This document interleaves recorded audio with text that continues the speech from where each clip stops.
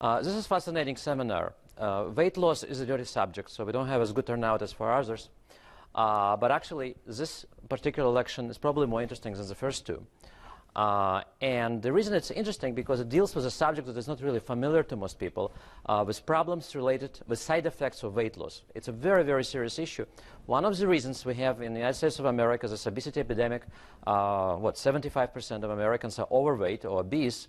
And we have countless number of medical writers, countless number of physicians, countless number of dietitians, countless number of nutritionists, clinical, unclinical, armchair, you name it. And nothing happens. People can't lose weight. It's almost next to impossible. And the reason why it is next to impossible is because this problem is dealt as a very easy one. Just exercise more, eat less, and you're fine. And you're not actually fine. So everything that you know about weight loss is a lie. I mean, full, complete lie. And everybody involved in this business, Dr. Atkins, a liar, a fraud. I mean, Dr. Atkinson, I'm sorry, whatever, you name it. I don't want to name live people. They all lie. And the reason they lie is because they tell you, hey, it's simple. Hey, it's easy. Just buy my book, buy my supplements, follow my guidance, and you'll be fine. But unfortunately, only 5% of people who start the process get anywhere. And from this 5%, maybe 2 years down the road, 2-3% stay normal weight. Very complex physiological, anatomical, microbiological, behavioral problem. Not easy to solve with a diet, especially as you get older. And many years ago, in 2003, I started to write a book, 2002 actually, Fixing Up the Atkins Diet in English language. I completed the book, but unfortunately Dr. Atkins died. When he passed away, he was quite obese. My publisher told me, we cannot publish your book because, his diet is discredited. But the reason I was working on that material is because specifically I am a successful weight losser. We will come to this. I managed to lose a substantial amount of weight. I went down from my original size was 32. My original weight 68 kilograms, about 150 pounds. And I went up all the way to 82 kilograms, or about 182. That would be about 70 pounds, right? And my size went all the way to 42. So now I'm back to 34. My weight is now around 70, 71, which is okay for my age, and I'm 60. I just passed 60 in 2 weeks ago. And here's my wife. She's a lucky one. She'll also be 60 in January, but she never gained weight in her life because biologically she is not programmed to gain weight. 20% of people, regardless of nationality, are not programmed to gain weight. They are lucky in that respect, cosmetically. Health-wise, it's not actually a good quality to have because if you can gain weight, you may run into a lot of problems later. And especially if you get sick, some very serious disease along the lines of cancer or, let's say, ulcerative colitis, not having enough weight is a really big issue. So we'll start with the presentation now. I'll take you through the slides, and obviously the topic of our conversation, our discussion is why 1 calorie for her may be a half a calorie for him. And I want to make straight one thing. This is a kind of a sexist title because this material will deal primarily with women, but what applies to women applies to men in exactly the same way, and not just to men, even to pets. So let's go through our slides. Here is a typical example of what I mean. Happy couple. He is underweight, she is overweight. Now, what's the problem for them? The problem for them is they'll eat the same. And they count calories the same. And he will not be able to eat the way she wants to eat to lose weight. He said, it's not enough for me. I am working hard. I am a student. I require lots of energy. I'm a bodybuilder. I'm going to gym. I have needs. I need to eat more. And so they eat the same. That's what happens to her, what happens to him. Our family, a complete opposite. She needs more food than I am because she's very hyperactive, very active, works hard. If we eat the same, I balloon. She stays slim. Not fair. An issue. Now, calorie-wise, we count calories. Are they the same? Absolutely the same. Our 2 pets, Dusik and Nosik. Brothers from the same mother, but 2 fathers. Sorry about this, guys. Couldn't control the circumstances. Dusik is very skinny. Nosik is very overweight. They're strays. We pick them up in our backyard. They were born in our backyard. So they were not selected for good looks. We just got lucky, serendipity. The way I got lucky with my wife. So this is Anne. She's a medical doctor. She's a child and adult trained psychiatric physician with a special interest in regaining the physical and mental health of children. adolescents, and adults through standard psychiatric care integrated with principles of nutrition and sleep. Dr. Childers has published a number of textbook chapters, among them Nutritional Aspects of Psychiatry for Child and Adolescent Psychiatry. The Essentials, I guess that's the book, The Essentials? That's it. Okay, sorry. Child and Adolescent Psychiatry, The Essentials. A local and international lecturer, Dr. Childers' lectures and podcasts are available on the internet. A member and a fellow of the American Psychiatric Association with memberships in Oregon Psychiatric Physician Association and American Medical Association, and the Nutrition of Metabolism Society and Obesity Medicine Association, Dr. Childers sees patients who desire an integrated approach to psychiatric care, sleep, metabolism management. Wonderful. Thank you. Thank you so much, Anne. Thank you. Thank you all for coming. It's a delight to be here. It's a real honor. I have to say that if not for Weston A. Price, I would be at least disabled, and who knows, So I have to say that I learned a lot from my own illness about 12 years ago, and I have a lot of gratitude for this organization. So what we're going to talk about is type 2 diabetes in the elderly. I'll probably mention type 1, but we're really going to focus on type 2. Because it is so common. I'm an older adult with diabetes. I kind of get this. I'm in my 60s. And that doesn't make me an expert. I'm always learning. But I'll share with you what I know right now. And please understand that I'm not really married to my information. I wait for information to come in all the time. And if it's good, I'll turn it over. So if you come to my website, you might see one opinion one year and then see something, oh, well, we've just gotten some, just in now, new news, okay? So no conflicts of interest. And we're going to start out with the biopsychosocial model. The reason that psychiatrists do this is because we know somewhere in our heart of hearts, we know that people just don't get better unless we take a look at the person and their situation and basically what's happening to them psychologically and biologically as well. We're going to be talking a little bit about that and what the significance of that is today, but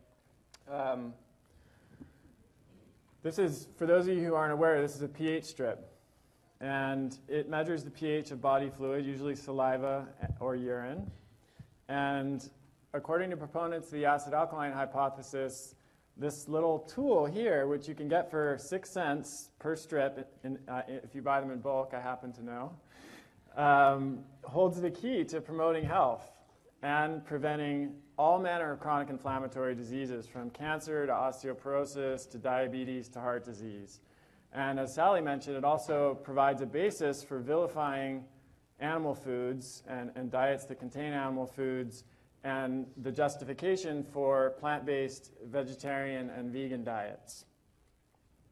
So the basic theory is really simple. It's illustrated here on this slide. It's that the more acid-forming foods you eat, the more you'll tend towards sickness, and the more alkaline-forming foods you eat, the more the healthier you'll be, and the more protected from illness you'll be. So the acid-alkaline hypothesis is compelling on the surface. pH is relatively easy to measure. All you do is put this in your mouth, under your tongue for a couple of seconds, and compare it to the acid-alkaline scale, which I'll show you in a second. Many people who eat a Western diet or industrialized diet do tend to have slightly acidic pH of saliva and urine. And eating alkaline foods or drinking alkaline beverages can actually shift the pH of saliva and urine. So it's satisfying to see objective and measurable changes relatively quickly with relatively minimal intervention. And this really feeds into our American obsession with instant gratification. It also explains an entire industry that has grown up around this hypothesis. So we have products like alkaline water. We've got Body Rescue Acid Relief, alkaline booster supplements. We've got all kinds of different books, the acid-alkaline diet. There's even an acid-alkaline for dummies book. That's how established it is. We've got, ebooks like the Ultimate Acid-Alkaline Diet Guide, How to Lose Weight, Feel Alive, and Always Look Your Best. I mean, who doesn't want that, right? We've got internet-based advertisements. Is your body alkaline or acidic? If you click on this, it goes to a pH test strip, landing page where you can buy these pH test strips. We've got acid-alkaline food chart. So this shows you the worst foods, which are, of course, the ones that are most acidic, animal products being at the top of the list. And then we've got the best foods, the ones that are most alkaline, whole fruits, raw fruits and vegetables. Tony Robbins has even offered an opinion here. Unfortunately, it's too small for me to read at the moment, but the gist is that the alkaline diet will help you achieve your greatest potential. And then a whole slew of internet products that you can buy to help you figure this out. Thank you very much, and I hope you're all feeling well after that big party last night. Did you have a good time? Mm-hmm. All right, this presentation has been a work in progress for the last 10 years. I'd love to have the time to replace all the kind of grainy photographs and everything, so kind of bear with me on the quality of it. But it will show you, kind of help you get started. I know this can be very overwhelming for people when they're first doing this. And I'll just show you how I did things. I had a family of 4 children, 3 of them boys, and you know how boys eat. And at one point, I had a lady living with us helping me, and then her daughter came to visit, and she liked the food there too. So I ended up, for several years, I was feeding 8 people every day. These recipes that I'm presenting here are for a family of 4, and all of the recipes are in my handout, and that is, if you go to the handout link for the conference, you should find them there. So let's just summarize the Nourishing Traditions principles. Meats and organ meats from pastured animals, raw dairy from pastured animals, eggs from pastured hens, the use of traditional fats, butter, lard, tallow, etc. from pastured animals, olive oil, coconut oil. After hearing Dr. Rayum yesterday, I'm really going to add a lot of goose fat to our diet. She says it's very high in vitamin K. Excuse me. Fruits and vegetables, of course, organic if you can. Don't make a fetish out of it. You can't buy everything organic, but certainly do your best. Properly prepared grains, legumes, and nuts, the use of bone broths, and lacto-fermented beverages and condiments. So, the 7 major toxic insults that I attribute to the 20th century are the toxic chemicals, the pesticides, insecticides, the use of mercury amalgam fillings got more common, the vaccines, so many, GMO foods, magnetic stress. We're going to be talking about antibiotics at the end of the day and other prescription drugs. And then notice the last 2 are both prescription drugs. And again, that's because they deserve to have 2 places because they're so dangerous. They're the #1 cause of death in America. If you want to find that out, you just Google death by medicine. We'll be talking about this too, and find out that actually, based on JAMA and peer-reviewed research studies, that allopathic medicine, drugs and surgery, are the #1 cause of death. They have eclipsed cancer and heart disease. So it's a dangerous world we live in, but we can take care of ourselves and we can educate the public about these toxins. So, my point is that a healthy lifestyle and a nutrient-dense diet can no longer guarantee optimal health. And that's because in my almost 30 years of practice, it's been so sad when I see a woman coming in with breast cancer who eats perfectly. Somebody else coming in with early onset of Alzheimer's and dementia from statin drugs. Somebody else coming in with Parkinson's diagnosed. And they're eating well, they're exercising, they get good sleep, they're doing all this, but that's not enough with these 20th century toxins. Not with a mouthful of mercury fillings and toxic chemicals in their personal care products and eating toxic genetically engineered foods, etc. So that's why I wrote the book Radical Medicine. And radical means getting to the roots. The first definition of radical is not excessive or too much or too extreme. It means far-reaching, thorough, and getting to the roots of the problem.